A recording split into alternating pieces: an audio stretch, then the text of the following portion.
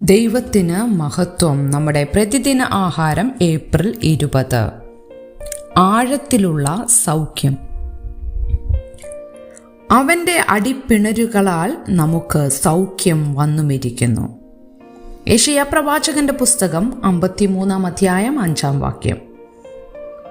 ബ്രസീലിലെ Rio de ജനീറോയ്ക്ക് അഭിമുഖമായി നിൽക്കുന്ന പ്രസിദ്ധമായ ക്രൈസ്റ്റ് ദി റിഡീമർ പ്രതിമയെ 2020 ഈസ്റ്റർ ഞായറാഴ്ച ഒരു വൈദ്യന്റെ വസ്ത്രം ധരിച്ച് നിൽക്കുന്ന യേശുവിനെ ചിത്രീകരിക്കുന്ന നിലയിൽ ദീപാലങ്കൃതമായി പ്രദർശിപ്പിച്ചു.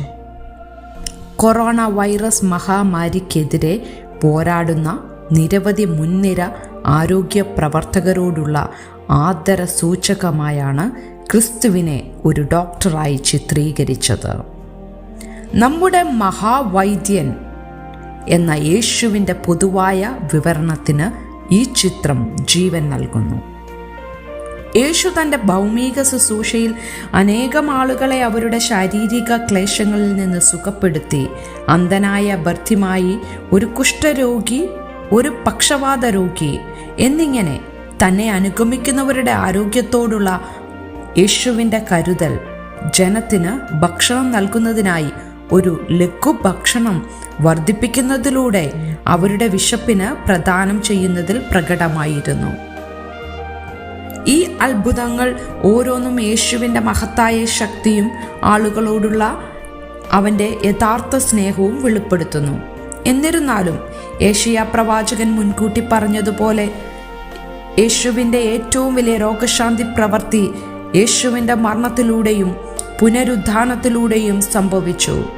നമ്മുടെ ഏറ്റവും മോശമായ കഷ്ടതകൾക്ക്, നമ്മുടെ പാപങ്ങളുടെ ഫലമായി ദൈവത്തിൽ നിന്നുള്ള നമ്മുടെ വേർപാടിന് യേശുവിൻ്റെ അടിപ്പിണരുകളാൽ സൗഖ്യം വന്നുമിരിക്കുന്നു. നമ്മുടെ ആരോഗ്യ പ്രശ്നങ്ങളെയെല്ലാം യേശു പരിഹരിക്കുന്നില്ലെങ്കിലും നമ്മുടെ ആഴത്തിലുള്ള ആവശ്യത്തിനുള്ള ചികിത്സ യേശു നടത്തുമെന്ന് നമുക്ക് വിശ്വസിക്കാം. അതായത് ദൈവവുമായുള്ള ബന്ധത്തിലേക്ക് നമ്മെ തിരികെ കൊണ്ടുവരുന്ന രോഗസൗഖ്യം. ചിന്തിക്കുക, ദൈവത്തിൻ്റെ അത്ഭുതകരമായ ആത്മീക സൗഖ്യം നിങ്ങൾ എങ്ങനെയാണ് അനുഭവിച്ചത്? യേശുവിൻ്റെ മരണത്തിലൂടെ സൗഖ്യമായ നിങ്ങളുടെ ബന്ധം നിങ്ങളുടെ ശാരീരിക രോഗങ്ങളെ സഹിക്കാൻ നിങ്ങളെ സഹായിക്കുന്നതെങ്ങനെ? ദൈവത്തിന് മഹത്വം.